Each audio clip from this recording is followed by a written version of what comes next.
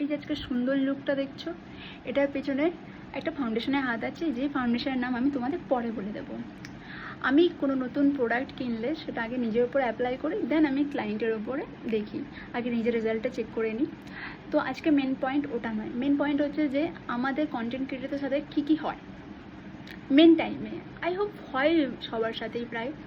আজকে আমার ট্রাইপড ভেঙে যায়, আমার লাইটের ঝাড় শেষ হয়ে যায়, দেন এই যে 20 টাকা দিয়ে পদ্ম ফুল কিনেছিলাম ও কালো হয়ে যায় মেন টাইমে। আর এই যে লাস্টলি একটা ঝুলবে করছে, আর একটা কোথায় গুজি খুলে পড়ে গেছে মায়ের কানের।